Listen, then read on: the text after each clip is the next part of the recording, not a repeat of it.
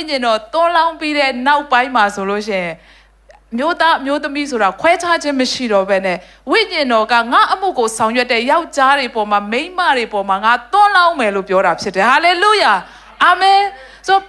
new era လို့ပြောတဲ့အခါမှာနော်ဘုရားက era ဆိုတာကဘာလဲကာလအပိုင်းခြားလေးတွေဖြစ်တယ် transition လို့လည်းပြောလို့ရတာဖြစ်တယ်เนาะ so ဘုရားကကျွန်တော်နှုတ်ကပတ်တော်ထဲမှာကြည့်တဲ့အခါမှာဘုရားကအဲ့လိုကာလအပိုင်းခြားလေးနဲ့အလုံးလုံးတာကိုကျွန်တော်တွေ့ရတယ်ကပ္ပဦးကျမ်းစနစ်မှာအာဗြဟံကိုဘုရားကခေါ်ပြီးတော့မှအာဗြဟံအားဖြင့်တကယ် brain ပြုတ်ပြီးတော့မှသာဝရ brain အမှဘုရားကအာဗြဟံအားဖြင့်အမှအသစ်တော်ပေါ့နော် era တစ်ခုကိုစခဲ့တယ်အမှဣသရေလလူမျိုးကိုရွေးကောက်ပြီးတော့ဣသရေလ12မျိုးဖြစ်လာတယ်အဲ့ကနေပြီးတော့မောရှေအားဖြင့်နော်ကျွန်ဘဝကနေလွတ်မြောက်ဖို့ရန်အတွက် era တစ်ခုကိုဘုရားကပြန်စတယ်အဲ့ကနေပြီးတော့မှဘုရားသခင်ကခါနန်ပြည်ဝင်ဖို့ဂျောရှွာအားဖြင့်နော် era တစ်ခုပြန်စတယ်အဲ့ဒါပြီးတဲ့အခါမှာယေရှုခရစ်တော်အားဖြင့်ဘုရားရဲ့ဂျေဇုတော်ဆိုတဲ့ era ရောက်လာတယ်ဟာလေလုယာအာမင်အဲ့ဒါပြီးတဲ့အခါမှာယေရှုခရစ်တော်ကောင်းကင်ဘုံတက်သွားပြီးတဲ့အခါမှာကျမတို့နဲ့အစဉ်အမြဲအတူပါရှိပြီးတော့ကျမတို့ကိုဗိတ်သိပ်ပေးဖို့ရန်အတွက်တန်ရှင်းသောဝိညာဉ်တော်ကိုသွန်းလောင်းပြီးတော့မှအသင်းတော်ရဲ့ era စလာတယ်ဟာလေလုယာအာမင်ဒါကြောင့်မလို့ကျမတို့ကဒီဂျေဇုတော်ကာလဝိညာဉ်တော်ကာလအသင်းတော်ကာလထဲမှာကျမတို့ရှိနေတာဖြစ်တဲ့အတွက်ကြောင့်မလို့ဘုရားသခင်ရဲ့ဂျေဇုတော်တက်ကြောင့်ဒီနေရာမှာကျမတို့လည်းမတ်တည့်ရတာဖြစ်ပါတယ်အာမင်အာမင်ဒါကြောင့်ဘုရားရဲ့ဂျေဇုတော်ကိုအထူးပဲချီးမွမ်းခြင်းတယ်ဆိုမာကုခရစ်ဝင်ခန်းကြီး30အငယ်46ကနေ52ကျမတို့အတူတကွဖတ်ရအောင်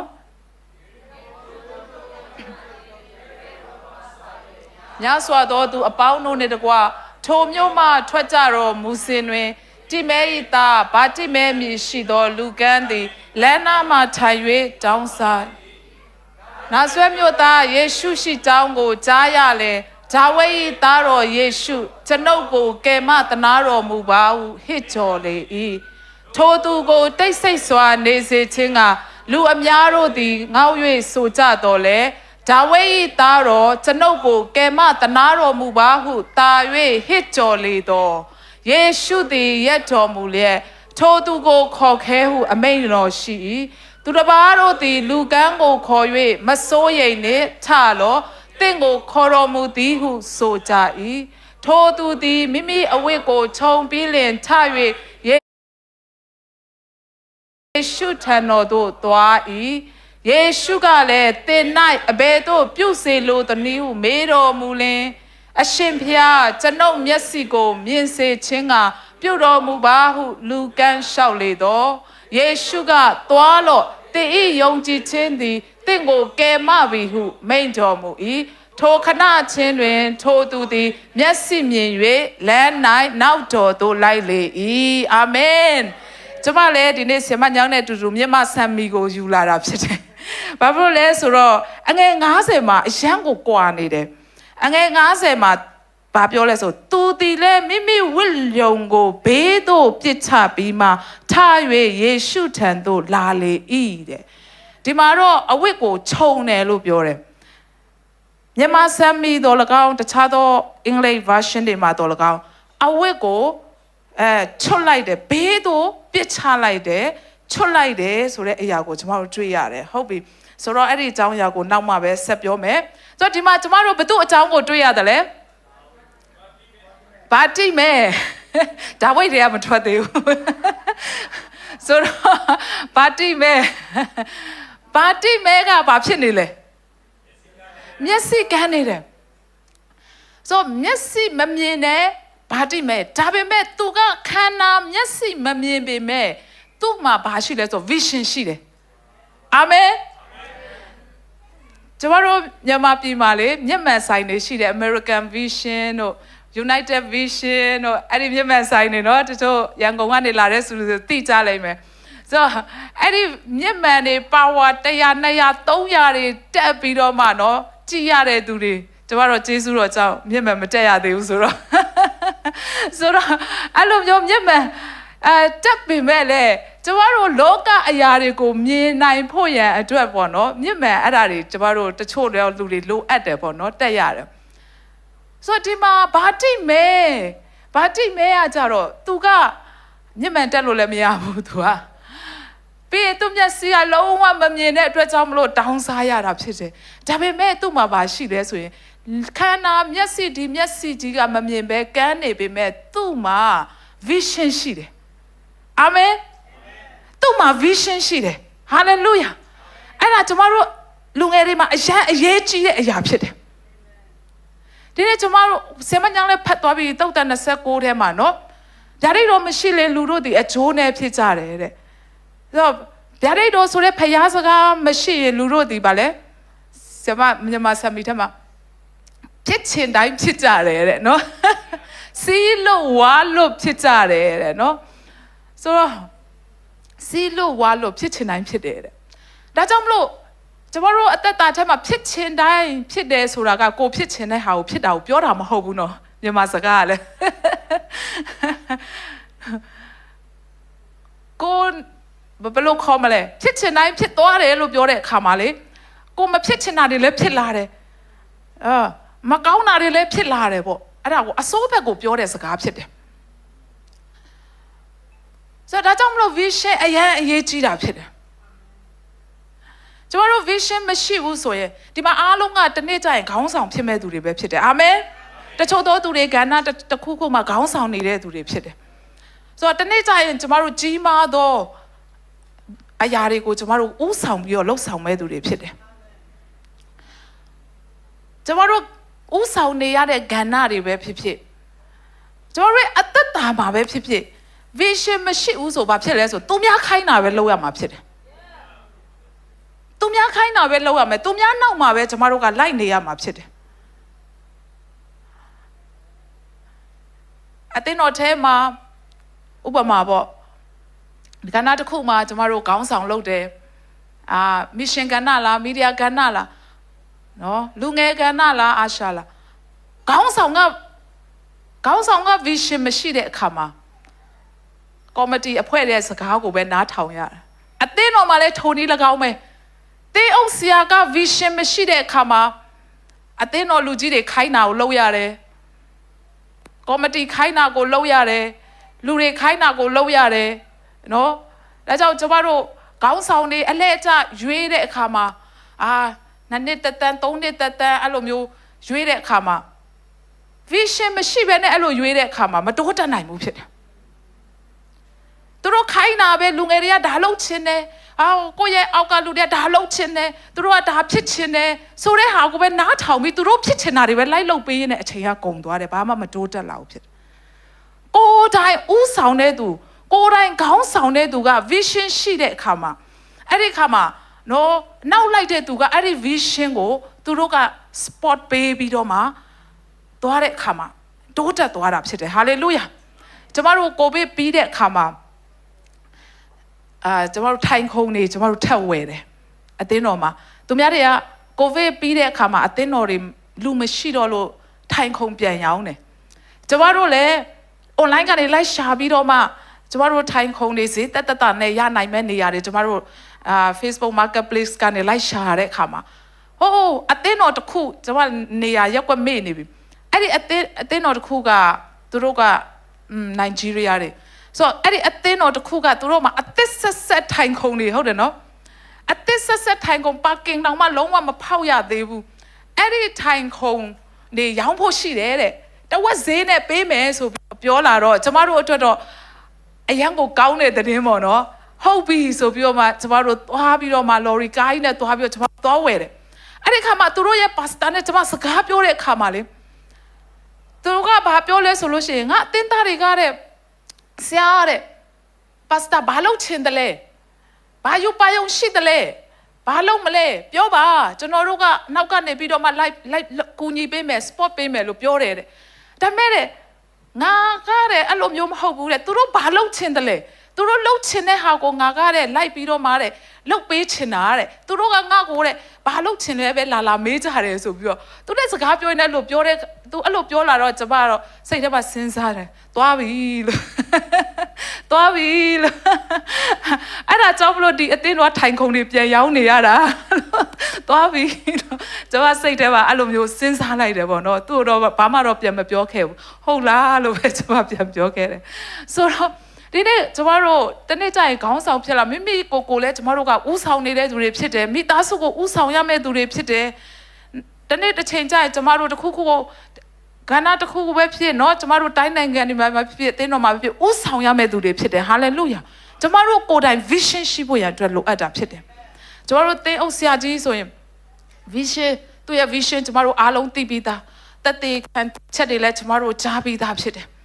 ဆိုတော့သူရဲ့ vision နဲ့ဒီနေ့ထိခြိတက်နေတာဖြစ်တယ်သူရဲ့ယူပါယုံနဲ့ဒီနေ့ထိခြိတက်နေတာဖြစ်တယ်ဟာလေလုယာအာမင်ကျွန်မလည်းကျွန်မစေကျော်သက်အရွယ်ကလေးကကျွန်မစုတောင်းနဲ့ကျွန်မယူပါယုံတစ်ခုရှိခဲ့တယ်အဲ့ဒါဘာလဲဆိုကျွန်မအသက်30ပြည့်တဲ့ခါကျလို့ရှိရင်ကျွန်မ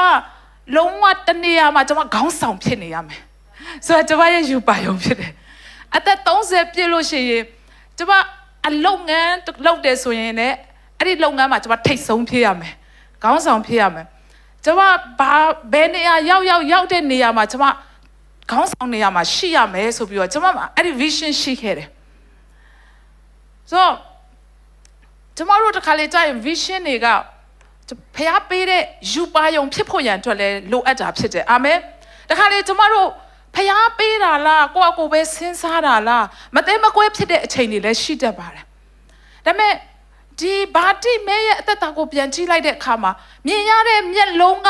ကန်းနေပေမဲ့သူ့ရဲ့အထဲမှာတော့နော်လုံးဝယူပါယုံကရှိနေတယ်ဟာလေလုယာ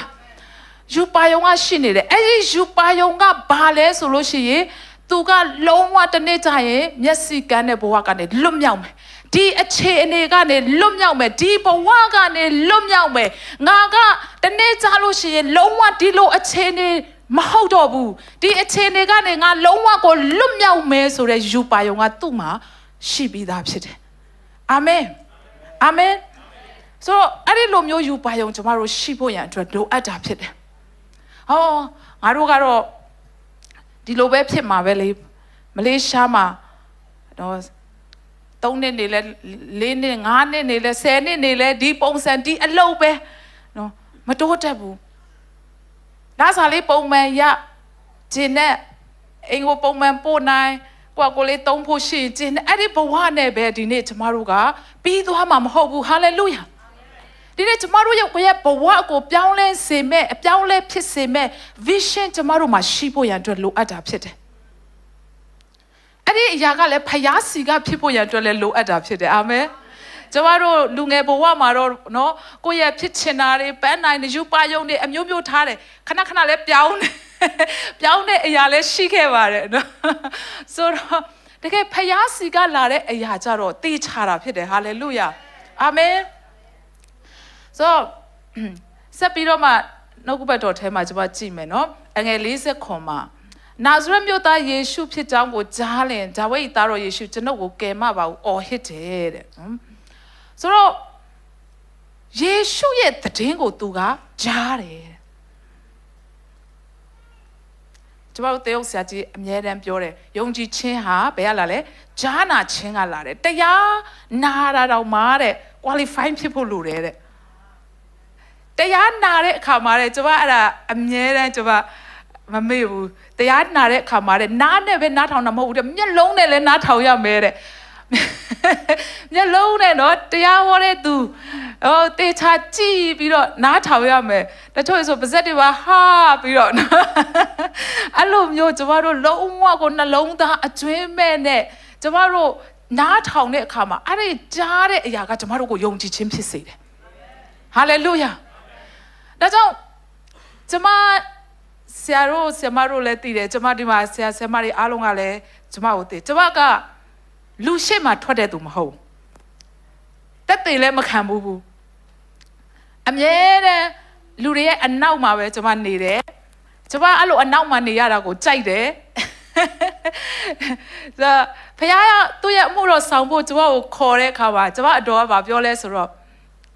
နေကစကားလည်းမပြောတတ်ဘူးစကားလည်းအရင်နဲ့တယ်ဘလို့လို့အမှုတော်ဆောင်မလဲအမှုတော်ဆောင်နေဆိုတာစကားများရမယ်လိုအပ်ရင်နဲ့ ဟိုပါလေ over ပေါ့လိမ့်ညာတာမျိုးပေါ့အဲ့ဒါတောင်ထည့်ပြောရမယ်အဲ့လိုတွေပြောတာကျွန်မတို့အုံးကနေရတော့မဖြစ်နိုင်ဘူးတဲ့အဲ့လိုမျိုးပြောထားတယ်ဆိုတော့ကျွန်မကိုဘာပြောလဲဆိုကျွန်မအတော်ကြီးဆိုဆရာမညောင်းတို့လည်းသိတယ်သူကကျန်းစာကြောင်းတက်မယ်ဆိုကိုသူကကျွန်မတို့ကမိသားစုအဲ့ချိန်အရန်ခက်ခဲတယ်အဖေကဝန်ထမ်းဆိုတော့ကျွန်မဆယ်တန်းအောင်ပြီးတော့ကျန်းစာကြောင်းတက်မယ်ဆိုကိုတက်တကယ်လို့တခြားတက္ကသိုလ်တွေတက်ချင်တယ်ဆိုရင်သူတို့ထောက်ပံ့မယ်အဲ့လောက်ထိပြောတယ်ဒါပေမဲ့ဖះခေါ်ခြင်းကျွန်မအထဲမှာရှိတဲ့အတွက်ကြောင့်မလို့ဘယ်သူမှမထောက်ပံ့မဲနေပါစေကျန်းစာကြောင်းပဲသွားမယ်ဆိုပြီးရွေးချယ်ခဲ့တာဖြစ်တယ်ဟာလေလုယာဆိုတော့ဒါပေမဲ့ဖះမှုတော်ဆောင်ဖို့အတွက်ကျွန်မစက်ကပ်ပေမဲ့လေကျွန်မဒီလိုတူးချင်းနေ home stay တွေမှာတော့ကျွန်မပြောပြတယ် Sunday school တွေမှာကလေးတွေစီမှာကျွန်မပါဝင်တယ်အဲ့ဒါပြောတယ်ကျွန်မဒီလိုမိုက်ကင်ပြောလူတွေရှေ့မှာမတက်ရက်ဖို့ဆိုရင်လုံးဝမရဘူးကျွန်မမိုက်ကင်တာနဲ့ပြောမဲ့စကားအကုန်ပျောက်တာလူရှေ့မှာမတက်ရက်ဖို့ဆိုလဲအရန်ဒူးတွေတုံတယ်ဒါကြောင့်ကျွန်မအနောက်မှာနေရတာကိုပြောတယ်ကျွန်မရုံးမှာလောက်ရတာတွေနော်မြန်မာပြည်မှာဆိုလဲမစ်ရှင်ကဏ္ဍမှာရုံးလုပ်ငန်းတွေကျွန်မလုပ်တယ်အဲ့ဒီနေရာမှာကျွန်မပြောတဲ့သူတယောက်ဖြစ်တယ်ဒါပေမဲ့ကျွန်မရှိတဲ့နေရာမှာကျွန်မဖះကိုကျွန်မစိတ်နှလုံးအကျွင်းမဲ့နဲ့ကိုးကွယ်တယ်နှုတ်ကပတ်တော်ဆိုရင်လဲဆရာပြောတယ်လို့ပဲကျွန်မလုံးဝအာယုံအပြည့်နဲ့နားထောင်တယ်အာမင်ဘုရားအချင်းမကိုကွယ်တယ်ဆိုရင်ကျွန်မရှိတဲ့နေရာမှာကျွန်မအသက်နိုင်ဆုံးကတယ်ကျွန်မကတာကဖယားရှေ့မှာကျွန်မဝမ်းမြောက်စွာနဲ့ကျွန်မကတာလက်ကိုကျွန်မအမြင့်ဆုံးမြောက်တယ်ဖယားတကယ်သမီးဒီမှာရှိတယ်နော်ဆိုဆရာမညောင်ပြောခိုင်းတယ်လို့ပေါ့ဘုရားတကယ်သမီးဒီမှာရှိတယ်နော်ဆိုပြီးတော့မှလက်ကိုအမြင့်ဆုံးမြောက်အောင်မြောက်တယ်တရားနာရတဲ့ဆိုလို့ရှိရင်လည်းကျွန်မကောင်းကျွန်မနာတယ်အဲ့ဒီခါမှာကျွန်မအထဲမှာယုံကြည်ခြင်းတွေကအသင်းတော်ထဲမှာပါပဲเนาะ Full Gospel Assembly ရန်ကုန်မှာအသင်းတော်ထဲမှာပဲကျွန်မ down လေးမှာဘယ်သူကမှလည်းကျွန်မကိုမသိပါဘူးအဲ့ဒီမှာပဲကျွန်မအသက်တာကိုအများကြီးတည်ဆောက်သွားတာဖြစ်တယ်ဟာလေလုယာအများကြီးကျွန်မယုံကြည်ခြင်းတွေဝိညာဉ်ဆရာကြီးစီကနေเนาะခေါင်းဆောင်တွေစီကနေဝိညာဉ်အမွေတွေအများကြီးကျွန်မရလာခဲ့တယ်ဆိုတော့ဒီမှာဘာတိမဲကလည်းသူကယေရှုရဲ့အကြောင်းကိုသူကကြားတယ်အမြဲတမ်းသူနားဆွင့်နေတာဒီကနေ့ကျွန်တော်တို့နားဆွင့်နေတဲ့အရာယေရှုအကြောင်းဖြစ်ပါစေဟာလေလုယာကျွန်တော်တို့နားဆွင့်နေတဲ့အရာကဘာတွေလဲ UN ကိစ္စပဲလားနိုင်ငံရေးတွေပဲလားဒါမှမဟုတ်စီးပွားရေးတွေပဲလားဘောလုံးပွဲလားလက်ဝဲပွဲလားနော်ကျွန်တော်တို့နားဆွင့်နေတဲ့အရာကဘယ်အရာတွေလဲအဲ့ဒါတွေကကျွန်မတို့ကိုလေ information တွေပေးလိုက်မယ်ကောင်းတဲ့အရာတွေတော့ပြောလိုက်မယ်ဒါပေမဲ့ကျွန်မတို့ရဲ့အသက်တာကိုမပြောင်းလဲစေနိုင်ဘူးမတိုးတက်စေနိုင်ဘူးကျွန်မတို့ရဲ့အသက်တာကိုပြောင်းလဲစေမှာယေရှုပဲဖြစ်တယ်ဟာလေလုယာဒါကြောင့်ကျွန်မတို့ကြားရမှာယေရှုအကြောင်းဖြစ်တယ်အာမင်ယေရှုအကြောင်းကိုနားဆွင့်ပါသူ့ကိုစိတ်ဝင်စားပါသူ့အကြောင်းကိုများများကြားပါဟာလေလုယာဒီမှာဘာတိမဲကတော့သူကယေရှုအကြောင်းကိုသူကအမြဲတမ်းနားဆွင့်နေတယ်အမြဲတမ်းသူနားထောင်နေတယ်သူကမျက်စိမမြင်တဲ့သူကနားအကြားအာယုံကောင်းတယ်လို့ကျွန်မကြားဘူးတယ်ဆိုတော့သူကတယောက်တစ်စင်နော်လမ်းမှာထိုင်နေတယ်ဆိုတော့ပြောသွားတဲ့အရာတွေကိုသူကအမြဲတမ်းတည်င်းအမျိုးစုံသူကြားမှာဘာဖြစ်လို့လဲသူလမ်းမှာထိုင်နေတဲ့အတွက်ကြောင့်မလို့သူများရဲ့အတင်းဖြင်းတွေပြောတာလဲသူကြားမှာပဲနိုင်ငံရေးလားသူကြားမှာပဲဒါမို့ရင်ကဘာအေးလာနော်ဘယ်နေရာမှာဘာဖြစ်တာဘယ်နေရာမှာဘလို့ငလင်လောက်တာတွေဘာတွေနော်စသဖြင့်အဲ့ဒါတွေလည်း तू ကြားမှာပဲသူများအိမ်တွင်းပြဿနာတွေလည်း तू ကြားမှာပဲဘာဖြစ်လို့လမ်းဘေးမှာ तू ထိုင်နေတာလူတွေရဲ့ပြောဖြတ်သွားဖြတ်လာပြောတဲ့အရာတွေ तू အများကြီးကြားတယ်ဒါပေမဲ့အဲ့ထဲမှာ तू နားထောင်နေတာဘယ်သူအကြောင်းလဲယေရှုအကြောင်းဖြစ်တယ်ဟာလေလုယာဟာလေလုယာဟာလေလုယာအာမင်ဒီနေ့တည်းနဲ့အများကြီးကြားလိုက်မယ်အဲ့ဒီထဲမှာကျွန်တော်တို့ယေရှုအကြောင်းကိုပဲနားဆွင့်ဖို့အရေးကြီးဆုံးဖြစ်တယ်ယေရှုအကြောင်းကိုသူနားဆွင့်နေတယ်ယေရှုအကြောင်းပြောရင်သူအရန်ကြားချင်တယ်လူတွေကပြောတယ်ဟိုနေရာမှာဘယ်မြို့မှာယေရှုကဘလို့နမိတ်လက္ခဏာလို့ဘယ်မြို့မှာယေရှုကဘလို့တရားဟောတယ်လူတွေပြောတယ်အဲ့ဒါလေးတွေသူနားထောင်ပြီးသူ့အထဲမှာတအားကိုယုံကြည်ခြင်းကဖြစ်လာတယ်နေရာယူလာတယ်တနေ့ယေရှုခရစ်တော်သူတို့နေတဲ့ဂျေရခေါမြို့ကိုရောက်လာမယ်ဆိုတဲ့သတင်းကိုကြားတယ်ဟာလေလုယာ ငါရဲ့ယူပါယုံတွေပြည့်စုံတော့မယ်လို့သူကပြင်ဆင်နေတယ်အာမင်အာမင်သူလိုက်နားထောင်နေတဲ့ယေရှုဘယ်လမ်းကနေလာမှလဲအရှိတကားလာမလားအနောက်တကားလာမလားပေါ့နော်ယေရှုလာမဲ့လမ်းကြောင်းအိုးသူရမ်းစိတ်ဝင်စားတယ်ယေရှုခရစ်တော်ယေရခေါမြို့ထဲမှာရောက်လာတဲ့အခါမှာချက်ချင်းပဲသူကတရင်ကြားတာနဲ့ယေရှုရှိတဲ့နေရာမှာသူရောက်နေပြီဟာလေလုယာဒါဝိဒ်ရဲ့သားတော်ယေရှုတဲ့ကျွန်ုပ်ကိုကယ်မသနာပါတဲ့။အော်ဒါဝိဒ်ရဲ့သားတော်ဆိုတာလည်း तू သိတယ်။ယေရှုအကြောင်းကို तू အများကြီးပဲကြားထားတယ်။ကျွန်ုပ်ကိုကယ်မသနာပါတဲ့။လူတွေကဘာပြောကြလဲမအော်နဲ့တဲ့။နော်မအော်နဲ့တဲ့လူတွေက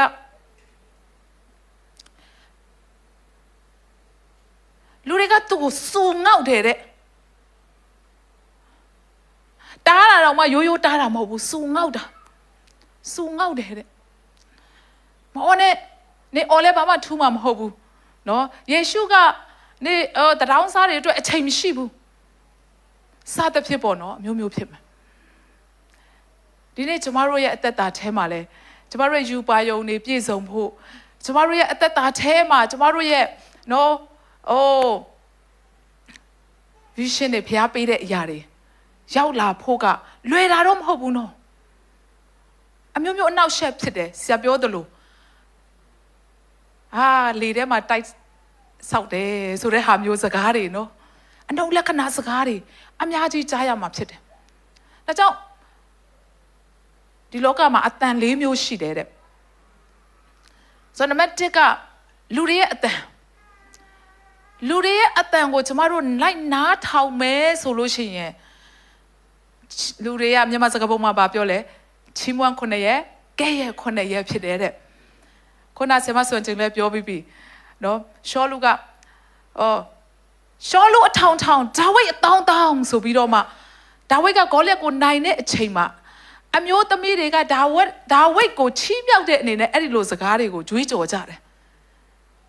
မိန်းကလေးချောလေးတွေဆိုတော့လေနော်အပြူလေးတွေဟုတ်လားမသိပါဘူးတချို့ဆရာတွေတရားဟောအဲ့လိုပြောတတ်တယ်ဆိုတော့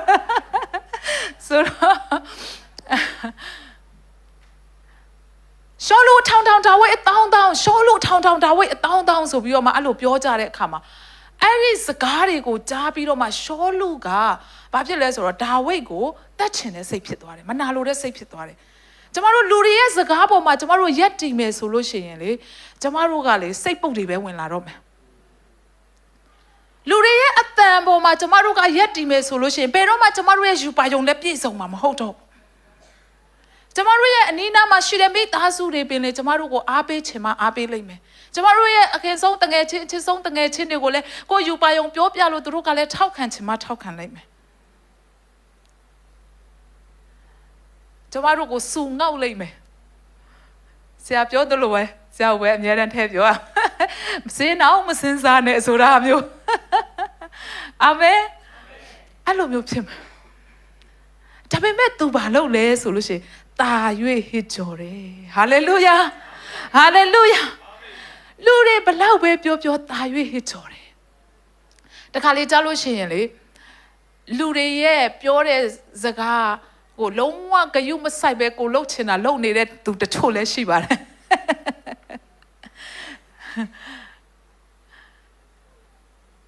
အဲ့လိုမျိုး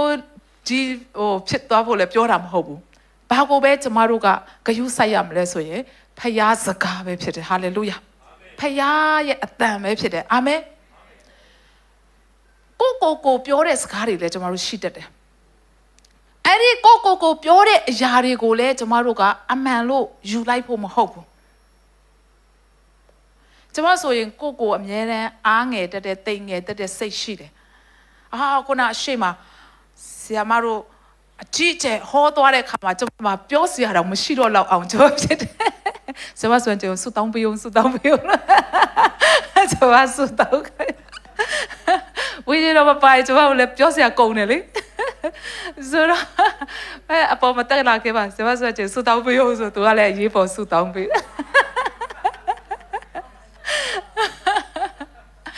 ဆိုတော့ကိုငါမလုပ်နိုင်ဘူးထင်တယ်ငါမတက်နိုင်ဘူးတဲ့ကျွန်မဆိုအမြဲတမ်းဖြစ်တယ်ကျွန်မဒီမှာတေးဥဆရာစလုပ်ဖို့ရဲ့အတွက်ကိုလုံးဝ confident မရှိဘူး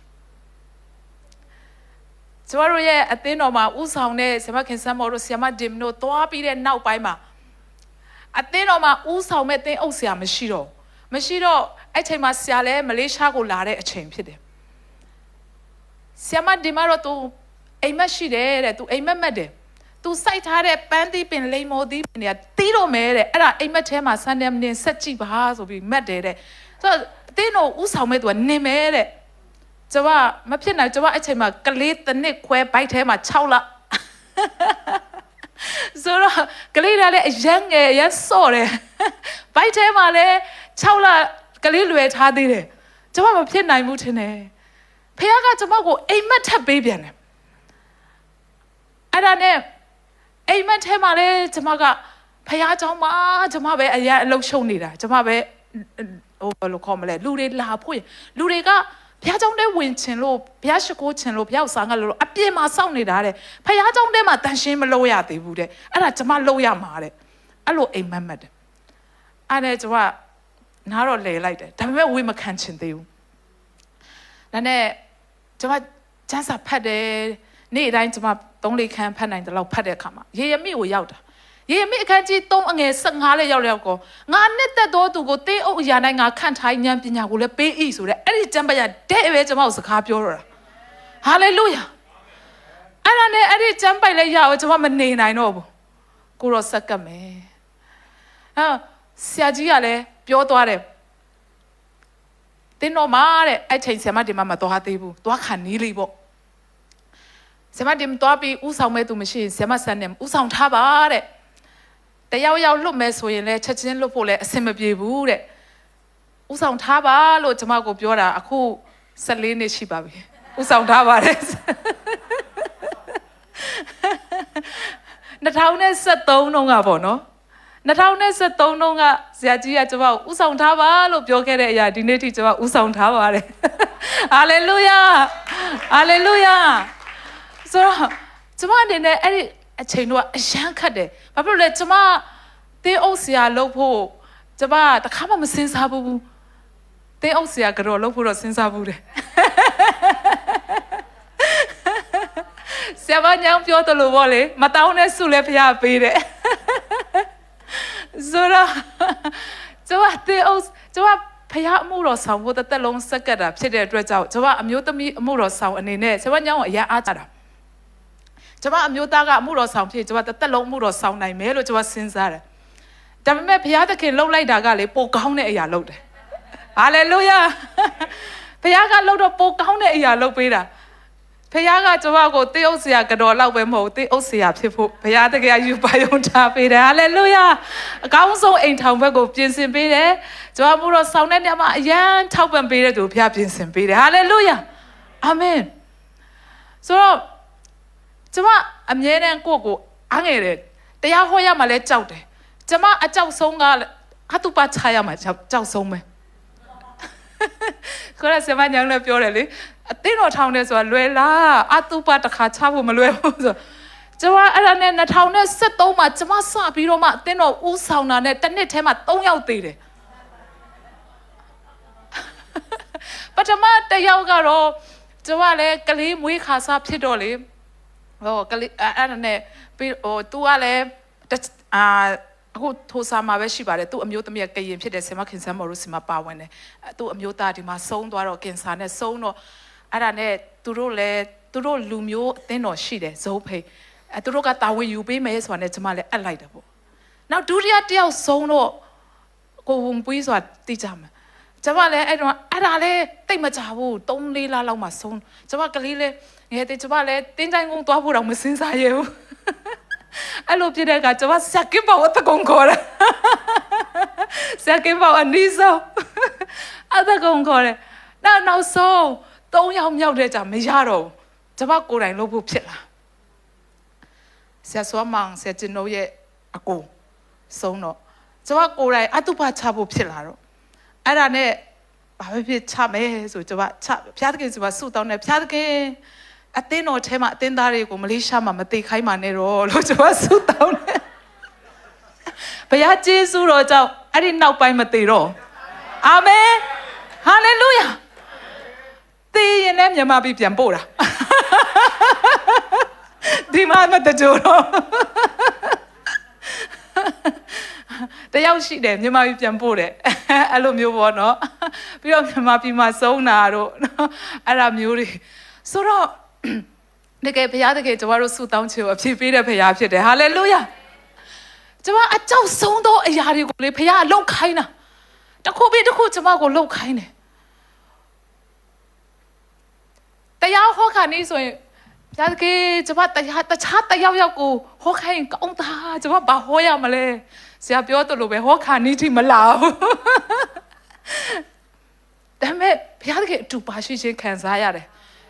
လူတွေကလည်းလာပြီးတော့မှပြန်သက်သေခံကြတယ်ဟာလေလုယာတကယ်ပဲဘုရားရဲ့ကျေးဇူးတော်ချီးမွမ်းတယ်ဆရာတွေပြောတဲ့ဥပမာတစ်ခုတိုင်းပြည်တစ်ပြည်မှာတဲ့ဘယင်ကြီးကတဲ့သူ့နိုင်ငံမှာအရန်တက်တိအရှိဆုံးလူငယ်လေးကိုသူ့သမီးတော်နဲ့ပေးစားမယ်ဆုလက်အများဆုံးလဲချပင်ဆိုတော့လူငယ်တွေအားလုံးခေါ်ထားတယ်ဒါနဲ့မိချောင်းကန်ကိုပြလိုက်တယ်ဟိုဘက်ကိုကူးခိုင်းနေတဲ့ကူးခိုင်းတဲ့အခါကျတော့ဘသူမှမကူးရတော့ဘူးလေမိချောင်းကအပြည့်အဲ့ဒါလူငယ်တယောက်ကဘုံဆိုပြီးတော့မှဆင်းပြီးတော့မှတခါတည်းကူးသွားတော့ဟိုဘက်ကန်ကိုရောက်တော့အားလုံးလက်ခုပ်တီးပြီးအရန်တတိရှိတဲ့လူငယ်လေးပဲဆိုပြီးတော့ငါသမီးတော်နဲ့ပေးစားမယ်ငါဆုလက်တွေလည်းအများကြီးချမယ်ဆိုတော့အဲ့ဒီလူငယ်လေးကဘာပြောလဲဆိုတော့ကျွန်တော်သိချင်တာတစ်ခုပဲရှိတယ်တဲ့ကျွန်တော်ကိုဘသူဒီကန်ထဲတွန်းချလိုက်တာလေအဲ့ဒီလိုပဲကျမလည်းတွန်းချခံရတယ်လို့ဒါပေမဲ့ကျမကိုတွန်းချတာလူမဟုတ်ဘူးဖယားကိုယ်တိုင်ဖြစ်တယ်အာမင်အာမင်ဝိညာဉ်တော်ကပဲကျမကိုတွန်းချပြီးတော့ကျမကိုလေကူးနိုင်ဖို့လေခွန်အားသူပဲပေးတာအာမင်အဆုံးထိရောက်ဖို့ရန်အတွက်လေခွန်အားသူပဲပေးတာဟာလေလုယာကျမကိုတွန်းချလိုက်တာကျမလည်းမဟုတ်ဘူးလူလည်းမဟုတ်ဘူးဖယားကိုယ်တိုင်ကပဲကျမကိုတွန်းချပေးပြီးတော့မှဖယားကိုယ်တိုင်ကပဲဟိုဘက်ရောက်တဲ့အထိဖယားကပဲပို့ဆောင်ပေးတယ်ဟာလေလုယာတခုပြီးတခုအသင်းတော်ဦးဆောင်လာတဲ့အခါမှာဘုရားသခင်ကျမဘာမှမလုပ်တတ်ဘူးအတွေ့အကြုံလည်းမရှိဘူးဘုရားကိုပဲကျမမေးတယ်ကျမအသင်းတော်ဦးဆောင်မယ်ဆိုတာနဲ့ကျမဦးဆောင်တာကိုမကြိုက်လို့ထွက်သွားတဲ့သူရှိတယ်ဆရာလည်းသိတယ်ဆရာမစံတယ်ဦးဆောင်မယ်ဆိုရင်တော့အသင်းတော်ကအစင်မပြေတော့ဘူးမပါဝင်တော့ဘူးသွားတော့မယ်ဘိုင်ဘိုင်တဲ့နှုတ်ဆက်တိချနှုတ်ဆက်ပြီးထွက်သွားတာဆိုတော့ကျမတို့အသင်းသားတချို့အသင်းတော်လူကြီးတွေကလည်းဘာမှမပြောတာကျမတို့တိတ်တိတ်လေးသူတို့ကြည့်နေတာစောင့်ကြည့်နေတာဘာဖြစ်လို့လဲဆိုတော့ကျမတို့အသင်းတော်10နှစ်ပြည့်တုန်းကအသင်းတော်လူကြီးကတယောက်ကပြောတယ်လေဒီမိန်းကလေးကဘလို့ဥဆောင်နိုင်မလဲလို့ကြည့်နေတာဒါပေမဲ့ဘုရားသခင်ကကောင်းကြီးပေးတယ်ကျမတို့အသင်းတော်ကျမအစဥဆောင်တဲ့အခါမှာ90လောက်ဒါပေမဲ့အခုဆို900နီးပါးလောက်ဟာလေလုယာအာမင်ပြီးတော့ကျမတို့ရဲ့ outreach တွေအသင်းတော်ခွဲတွေလည်း3နေရာမှာရှိပြီဟာလေလုယာအာမင်ဒါတွေအားလုံးကျမလုပ်နိုင်တာမဟုတ်ဘုရားကကျမကိုယူပါယုံပေးတယ်ဘလို့ခြေလန်းရမလဲဆိုတော့ဘုရားသခင်ဉာဏ်ပညာပေးတယ်ဖယားဖွင့်ပြလာတယ်ဟာလေလုယာကျမအသင်းတော်မှာတေးအုပ်ဆရာစလုပ်တဲ့အချိန်မှာအသက်30ပြည့်တယ်အဲ့ဒီခါမှာကျမဂျေဇုတော်ချီးမွမ်းတယ်ကိုရောငယ်တုန်းကအသက်30ပြည့်တဲ့အခါမှာကျမတနေရာမှာခေါင်းဆောင်ဖြစ်ချင်တယ်ဆိုတဲ့အရာကတကယ်ပြည့်စုံတယ်ဟာလေလုယာတကယ်ပြည့်စုံတယ်ပြီးတဲ့အခါမှာအသင်းတော်ဖြစ်လာတဲ့အခါမှာဘုရားတကယ်တစ်ခုပြီးတစ်ခုကျမကိုခြေလန်းစေတယ်အစကတော့ကျမစကင်ပူရိုနဲ့ကျမလက်တွဲတယ်အစကကျမအသင်းသားတွေရဲ့ဝိညာဉ်ရရင်ချက်ဖို့နှုတ်ပတ်တော်နဲ့ပြေဝဖို့ကျမယူပါယုံရှိတယ်တိမ်တက်စင်းကျမစုပြီးတော့ပေါ့နော်တင်တန်းနေအိမ်တွေမှာကျမလုပ်တယ်နောက်ဘုရားသခင်ကကျမတို့ကိုထပ်ပြီးတော့မှယူပါယုံပေးတယ်အသင်းတော်ပဲမဟုတ်တော့ဘူးတဲ့မလေးရှားတနိုင်ငံလုံးအတွက်တဲ့ခြေလန်းရမယ်တဲ့ဟာလေလုယာဘုရားကအဲ့လိုယူပါယုံတွေတစ်ခုပြီးတစ်ခုပေးပြီးတော့ရက်40တင်တန်းတွေလုပ်ခိုင်းတယ်ဟာလေလုယာပြီးတဲ့အခါမှာခေါင်းဆောင်တွေဆက်မွေးထုတ်ဖို့ရန်အတွက်အခုဆိုရင်အင်္ဂါညတိုင်း online နဲ့လည်းကျမတို့ Zoom ကျောင်းရှိတာဖြစ်တယ်ဟာလေလုယာအာမင်တခုပြီးတခုဘုရားသခင်ကခြေလန်းနေလန်းခိုင်းတယ်အခုလည်းဘုရားသခင်ခိုင်းတဲ့အရာတွေရှိတယ်ကျမဆက်လုပ်ဖို့တွေလည်းရှိသေးတယ်ဟာလေလုယာဘုရားကသူပဲတာဝန်ယူသွားတယ် ကျမလိုပဲကိုဘာမှမဟုတ်ဘူးလို့ထင်တဲ့သူတွေရှိမယ်ကိုအနောက်မှာပဲကိုလေးနေတဲ့သူတွေတည်းရှိကောင်းရှိလိမ့်မယ်ဒါပေမဲ့လေရှိတဲ့နေရာမှာဖခင်ကိုအော်ပါဖခင်ကိုများများချီးမွမ်းပါရှိတဲ့နေရာမှာဘာသိမဲလို့ပဲလူတွေဘယ်လိုပြောပါစေတခါလေကိုလေဟုတ်သားပဲငါလိုတရောင်းစားကိုဘယ်သူကတွေးချင်မှာလဲငါလိုတရောင်းစားရဲ့အတန်ကိုဘယ်သူကကြားချင်မှာလဲကိုအားငယ်တဲ့အချိန်ရှိတယ်အဲ့ဒီအတန်တွေလည်းနားမထောင်ပါနဲ့အာမင်အာမင်ကျမတို့ချင်းချိန်ဇုံမိချိန်လှုပ်လိုက်တယ်ကျမဇုံမိစကားမရဘူးကျမမြန်မာပြည်မှာနေတော့ကျမချင်းစကားတစ်လုံးမှမပြောဘူးဒါပေမဲ့ကျမလေစကားမတက်ပေမဲ့လေချင်းချိန်မပြတ်ဘူးကျမဇုံမိချိန်အမြဲတမ်းကျမပါဝင်တယ်ကျမစကားမတက်မဲ့တချင်းအကုန်ရတယ်အင်္ဂလိပ်တချင်းတွေရတယ်လို့ပေါ့အင်္ဂလိပ်စကားမတက်ပေမဲ့တချင်းဆိုတော့ဇုံမိချိန်ကျမမြန်မာချိန်ဇုံမိချိန်အင်္ဂလိပ်ချိန်ရှိတာဘူးနော်အဲ့ဆို၃ချိန်လို့အတက်နိုင်ဆုံးကျမစူးစမ်းပါဝင်တယ်စကားနားမလဲဘူးဒါပေမဲ့ကျမတို့သင်းအုပ်ဆရာကြီးကတရားဟောရင်ကျမတော်တော်များများနားလဲကျမအရင်ကဆရာပကမ်ဆိုတာရှိတယ်သူတရားဟောရင်ကျမတစ်လုံးမှနားမလဲဆိုတော့ဘာဖြစ်တာလဲကျမချင်းထဲမှာလည်းအမျိုးမျိုးကွဲတာလည်းမသိဘူးဆိုတော့လေနော်ကျမဆရာမတောင်းတရားဟောရင်ကျမနားလေတယ်သူဆရာပကမ်တရားဟောဘာလို့နားမလဲတာလဲကျမလည်းစဉ်းစားလို့မရနောက်ပိုင်းမှာတဖြည်းဖြည်းသိလာတယ်ဆိုတော့နားမလဲဘူးပါဝင်တယ်ဒါနဲ့ဇုံမီအစီအစဉ်တွေကျွန်တော်စတဲ့အခါမှာကျွန်မလည်းယုံကြည်ခြင်းခြေလမ်းနေလမ်းတယ်ကိုစာမွန်နေပေးပလိုက်တယ်ဒါပေမဲ့တက်ခံနေကြအရန်နောင်တရတယ်ဘာဖြစ်လို့ကိုအဆက်ကွဲခံပြီးလှုပ်တယ်လဲဆိုစိတ်တယ်မှာဒါပေမဲ့လည်းဘုရားအတူပါရှိတော့အခုဆိုရင်ဇုံမီလို့လည်းမင်္ဂလာဆောင်ပေးနိုင်ပြီအာမင်ဟာလေလုယာဟာလေလုယာတရားလည်းဟောနိုင်တယ်ဟာလေလုယာလူအဲ့ရဲ့အင်္ဂလိပ်လူတွေလည်းနောက်လာအောင်ပဲအာမင်ဟာလေလုယာဆိုတော့ကိုအားငယ်တဲ့စိတ်တွေတိမ်ငယ်တဲ့စိတ်တွေလည်းထားခဲ့လိုက်တော့အာမင်ထားခဲ့လိုက်တော့လူတွေပြောတဲ့အရာလည်းထားခဲ့တခါတည်းကျစာတန်ကလည်းလာပြောတယ်လေနော်စာတန်ကကျမတို့ကိုဖခင်ရဲ့အလုပ်ကိုစီးတားတဲ့စာတန်အလုပ်ကပြီးရင်စာတန်အလုပ်ကဘာလဲနေ့ညမပြတ်အပြစ်တင်တယ်နေမပြည့်စုံဘူးနေမမှန်ဘူးနေမကောင်းဘူးနေအားနဲ့ချက်တယ်လို့ရှိတယ်နေဆုတောင်းတာဖခင်ဘလို့ကြားမှာလဲဖြောင်းမတဲ့သူရဲ့ဆုတောင်းချက်ပဲဖခင်ကြားမယ်လို့ပြောတယ်လေနေဆုတောင်းတဲ့အရာကိုဖခင်သခင်ဘလို့ကြားမလဲစာတစ်ဖြစ်စာတန်ကကျမတို့ကိုအမြဲတမ်းလက်ညှိုးထိုးတဲ့အပြစ်တင်တယ်နော်ဒီနေ့ယေရှုအသွေးတော်အဖြစ်ကျမတို့ကဖြောင်းမတ်တော်သူတွေဖြစ်တယ်ဟာလေလုယာအာမင်ကိုအကျင့်အဖြစ်ဖြောင်းမတ်တာမဟုတ်ဘူးယေရှုရဲ့အသွေးတော်အဖြစ်ဖြောင်းမတ်တာကိုအကျင့်အဖြစ်ဆိုရင်တော့အမြဲတမ်းမဖြစ်နိုင်ဘူးလုံးဝလည်းမဖြစ်နိုင်ဘူးဒါပေမဲ့ယေရှုအဖြစ်ဆိုရင်တော့အမြဲတမ်းထာဝရဖြောင်းမတ်တော်သူဖြစ်တယ်ဟာလေလုယာဒါကြောင့်ကျမတို့ဆုတောင်းတာလူတွေကတော့နင်တောင်းတာတောင်းမနေနဲ့ယေရှုကြားမှာမဟုတ်ဘူးပြောမနေနဲ့ယေရှုသိမှာမဟုတ်ဘူးလို့ပြောပေမဲ့တောင်းပါဆက်တောင်းပါယေရှုကြားတယ်စာငတ်တဲ့နှလုံးသားကိုမြင်တော်ဖခင်ဖြစ်တယ်စာငတ်တော်သူကိုရောင်ရဲစေတဲ့မွတ်သိပ်တော်သူကိုကြွယ်ဝစေတဲ့ဖခင်ဟာလေလုယာဘယ်တော့မှမကြော်သွားဘူးဇက်ခဲရဲ့စာငတ်ခြင်းကိုမြင်ပြီးတော့မှတဖန်းပင်အောက်ကနေတောင်မှ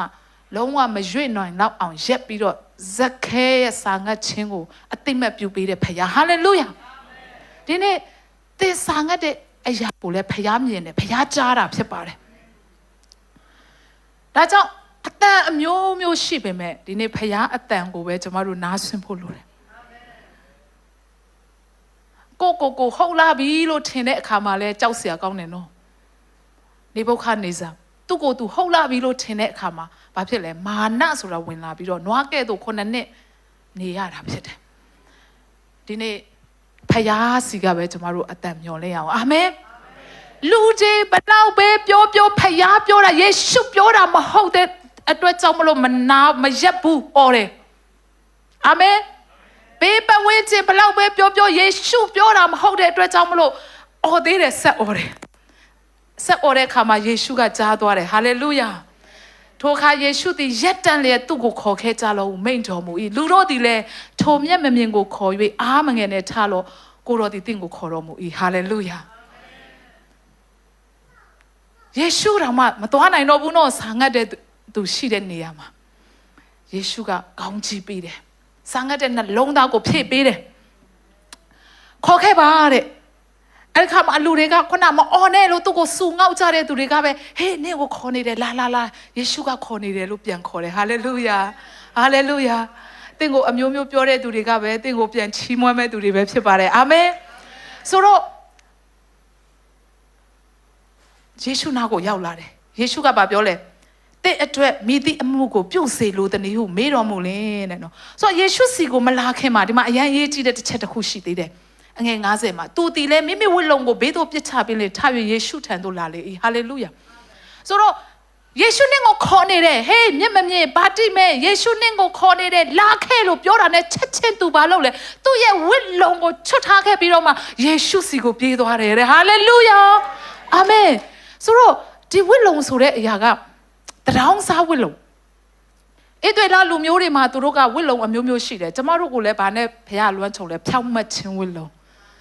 သူတို့သားဆောင်တဲ့ဘောင်းတရဖူသူတို့သမီးစင်တဲ့ကြောက်မြတ်တွေနဲ့ဖြောက်မှတ်ခြင်းဝိလုံနဲ့ဘုရားကကျမတို့ကိုပေးထားတာအာမင်ဆိုတော့ဒီမှာသူတို့ကတရောင်းစားဝိဆုံရှိတယ်နော်ပြီးရင်ယေဘရဟိဝိဆုံရှိတယ်နော်ပြီးအမျိုးမျိုးပေါ့နော်ပြည်တစားဝိဆုံတွေလည်းရှိတယ်ကျမ်းစာထဲမှာကြည့်တဲ့အခါမှာဒီဝိလုံကိုကြည့်ချင်းအဖြစ်သူကဘာမျိုးဘလို့ဆိုတာကိုအစစ်အတန်းတွေသူတို့ခွဲခြားထားတယ်ဆိုတော့ဘာတိမဲကတော့တရောင်းစားဝိလုံဝတ်ထားတာဒါပေမဲ့သူ့ရဲ့တရောင်းစားဝိလုံကိုဘာလုပ်လာလဲယူတတ်မှာခြုံတယ်လို့ပြောတယ်နော်ဒါပေမဲ့မြန်မာစံမီမှာနဲ့အင်္ဂလိပ်ကျမ်းတွေမှာဘာပြောလဲဘေးသို့ပစ်ချတယ်တဲ့ဟာလေလုယာတတောင်းစားဝိလုံကိုဘေးကိုပစ်ချပြီးတော့မှချက်ချင်းပဲယေရှုစီကိုပြေးသွားတယ်အတိတ်ဘက်ကဘာလဲဆိုလို့ရှိရင်ငါကဒီဘဝကနေလွတ်မြောက်ပြီငါကတောင်းစားရတဲ့သူမဟုတ်တော့ဘူးငါကပေးကမ်းရမယ့်သူဖြစ်သွားပြီဟာလေလုယာငါကဒီနားမှာပဲအော်နေရမယ့်သူမဟုတ်ဘူးဟာလေလုယာငါကဒီအခြေအနေနဲ့ပဲတက်လုံးပဲငါကတည်သွားရမယ့်သူမဟုတ်ဘူးဟာလေလုယာသူ့ရဲ့အခြေအနေသူ့ရဲ့ဖြစ်နေတဲ့အရာသူ့ရဲ့အတိတ်ကအခြေအနေယခုလက်ရှိဖြစ်နေတဲ့အရာတွေအားလုံးကနေသူလုံးဝလွတ်မြောက်ပြီး new era ဆိုတဲ့အသစ်သောအရာထဲမှာအသစ်သောနယ်ပယ်ထဲမှာဝင်ရောက်လာပြီဆိုတဲ့ယုံကြည်ခြင်းနဲ့ယေရှုစီကိုလာတယ်ဟာလေလုယာသူ့ရဲ့အဝတ်ကိုချွတ်လိုက်တာဖြစ်တယ်ဟာလေလုယာဒီနေ့ကျမတို့ငါတော့မဖြစ်နိုင်ဘူးငါတော့တစ်ချိန်လုံးဒီနာယောဂနဲ့ပဲသိမှာပဲငါတော့မချမ်းမာတော့ဘူးထင်တယ်ဆိုတဲ့သင်ရဲ့ဝတ်လုံကိုချွတ်ခဲ့လိုက်ပါငါတော့နော်အစင်မပြေဘူးငါတို့ကအမြဲတမ်းအကျွေးတင်တယ်ငါတို့ကအမြဲတမ်းဆင်းရဲတယ်ဆိုတော့နော်မိဘတွေကလည်းအစင်မပြေဘူးဆိုတော့အဲ့ဒီဝိလုံကိုချွတ်ခဲ့လိုက်ပါဘယ်တော့မှ UN ကမရနိုင်ဘူးတတိယနိုင်ငံမရောက်ဘူးထင်တယ်ဆိုတဲ့ဟာတွေလည်းချွတ်ခဲ့လိုက်ပါဟာလေလုယာဘုရားမှာနီးရဲများစွာရှိတယ်အမှုတစ်ကိုပြုမယ်အာမင်တော်နိုင်လမ်းကိုပြင်ဆင်ပေးမယ်ဟာလေလုယာဘုရားမှာနီးလမ်းများစွာရှိတယ်ငါတော့မဖြစ်နိုင်တော့ဘူးထင်တယ်ငါရဲ့မိသားစုငါသားသမီးတွေလည်းမနိုင်တော့ဘူးဆိုတော့အဲ့ဒီမဖြစ်နိုင်ဘူးဆိုတဲ့အနှုတ်လက္ခဏာဝတ်လုံတွေကိုဒီနေ့ချွတ်ခဲ့လိုက်ပါဟာလေလုယာဒီဘဝဒီအခြေအနေဒီအလုတ်သမားဘဝကနေငါမလွတ်မြောက်နိုင်တော့ဘူးလားဆိုတဲ့အဲ့ဒီဝတ်လုံကိုတင်ချွတ်ခဲ့လိုက်တော့ဟာလေလုယာယေရှုစီကိုလာပါယေရှုကပြောလဲငါဘာလုပ်ပေးရမလဲလို့မေးတဲ့အခါမှာတကယ်တော့တတောင်းစားကနော်ယောဟန်ခရစ်ဝင်ခန်းကြီး3ထဲမှာအတပြာတောင်းတယ်ထိုကဲ့သို့ပဲအိုးယေရှုစီမှာတတောင်းစားကပတ်စံမဲ့တောင်းရင်လည်းရရင်လည်းရမှာပေါ့ဒါပေမဲ့လောဆယ်စားဝတ်နေရေးဖြည့်ရှင်းလို့ရမယ်ပတ်စံကဘဝကိုမပြောင်းလဲစေဘူးအာမင်အာမင်သူဘာတောင်းလဲမျက်စိမြင်ခြင်းတယ်သူယေရှုကိုမျှော်လင့်ခဲ့တာသူ့ဘဝတစ်ခုလုံးပြောင်းလဲဖို့သူယေရှုကိုမျှော်လင့်ခဲ့တာဒီလိုနေ့ကိုမျှော်လင့်ခဲ့တာကလုံးဝ new era ထဲမှာဝင်သွားဖို့ဟာလေလုယာအာမင်ကျမတို့တစ်ခါလေကြာရင်လောဆယ်ပြဿနာစားဝတ်နေရေးဖြေရှင်းလို့ရမယ့်အရာလေးတွေနဲ့အချိန်ကုန်ပြီးတော့မှကျမတို့ရဲ့ဘဝကိုချိန်လုံးဝကိုပြောင်းလဲစေမယ့်အရာကိုကျမတို့မေ့သွားတတ်တယ်ကိုတော့ဒါလေးလိုချင်တယ်ပေးပါနော်ကိုတော့ဒီဟာလေးလိုချင်တယ်ပေးပါဒီအလောက်ကလေးပေးပါ